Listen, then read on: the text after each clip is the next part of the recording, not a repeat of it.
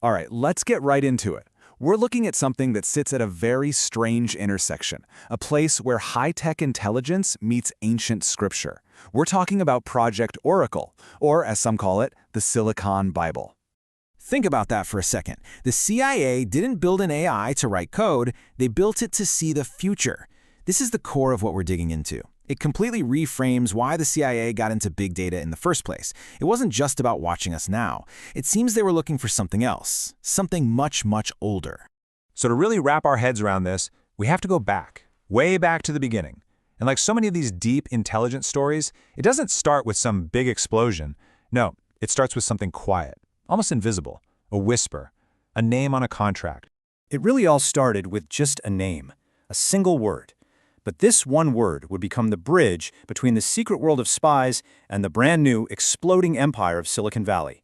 And that name, as you might have guessed, was Oracle. And here's the thing, the connection is just so direct, it's almost hard to believe. But this isn't some late-night conspiracy theory. No, this is straight-up corporate history. The name for one of the biggest software companies on the planet, it was literally lifted directly from a CIA project code name. The agency wasn't just some customer they picked up along the way, they were the first customer, the founding client. I mean, just look at that trajectory. It's absolutely staggering. It all starts with a $50,000 CIA contract, and that becomes the seed money for a global tech giant. And what was their specialty? Database management, which, is really just the art of finding patterns in huge piles of information. So it really makes you wonder, doesn't it? What kind of information was the CIA so interested in right from the very start? And that question, well, that leads us to the data itself, the input. Because as it turns out, some of the most powerful analytical systems ever built aren't crunching numbers from the stock market or analyzing your social media feed. Nope, they're being pointed at something much, much older. You see, for hundreds of years, trying to make sense of ancient texts, that was a job for human scholars, working painstakingly for decades, but not anymore. Now, artificial intelligence is being unleashed on some of the most important and broken manuscripts in history, and at the top of that list, the Dead Sea Scrolls. Now, on the surface, this all sounds pretty academic, right? The AI is just this incredible tool for what they call digital paleography, basically analyzing ancient handwriting. It helps scholars put history back together, and it can do amazing things like tell the difference between two scribes whose handwriting looks identical to us. It can even date these texts with pinpoint accuracy. But if you look at this from an intelligence angle, this is data collection on a scale we've never seen before.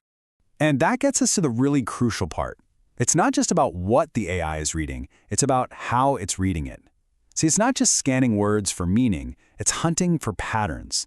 And that connects this super futuristic technology to one of the oldest games in the world, code breaking, cryptanalysis. At its heart, code breaking has always been about one thing, finding order where it looks like there's only chaos. And this goes way back. I'm talking all the way back to the 9th century, when a brilliant mathematician named Al-Kindi came up with a truly revolutionary way to do it. He called it frequency analysis, and the logic behind it is, well, it's actually pretty simple, but it's also genius.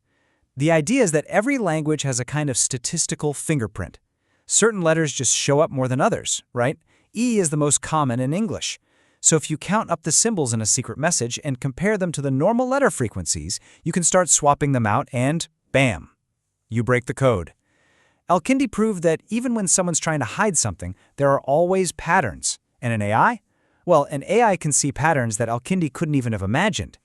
And this is where it gets almost spooky. The AI isn't just counting letters like Al-Kindi did. No, it's going so much deeper. It's analyzing the actual ink on the page, the microscopic changes in a pen stroke that show exactly how a scribe's hand moved. It's treating handwriting like a fingerprint, a biometric signature, a literal pattern of muscle movements frozen for thousands of years. Which, of course, leads to the big question, what other patterns, what deeper codes are hiding in these texts, patterns that only a machine can see? Okay, so this obsession with finding hidden information, that brings us to the last major piece of this whole puzzle. And that is the CIA's very long, very real, and very well-documented interest in, let's call them unconventional ways of getting intelligence.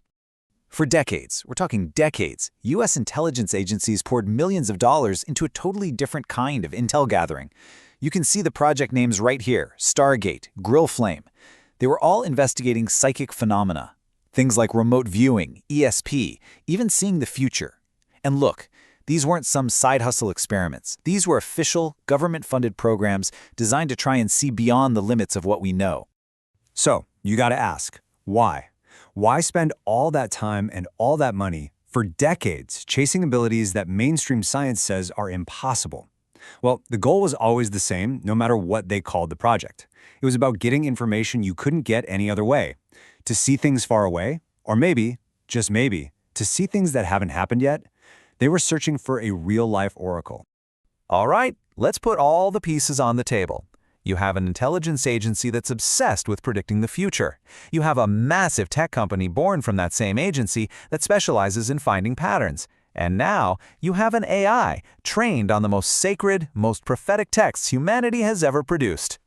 It's like two completely different worlds are crashing into each other.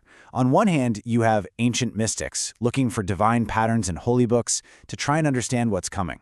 And on the other, you have the CIA's most powerful computers hunting for statistical patterns in giant datasets to do the exact same thing, predict the future. Is it possible that this new technology is just the 21st century version of a very, very old practice? And that brings us right back to the one question that hangs over all of this. What did the machine actually see in the scrolls? When you take a pattern-finding machine that is more powerful than we can really comprehend, and you feed it every prophecy, every sacred law, every ancient story, what does it find? What patterns, what connections that have been hiding in plain sight for thousands of years finally get revealed? So, what's the end game here? What is Project Oracle really? When you pour the entire history of human spiritual thought into the most powerful thinking machine ever created, have we built a prophet? Or have we built a weapon? An intelligence weapon with the ultimate power, the power of prediction. A weapon that doesn't just see our future, but maybe has the power to change it.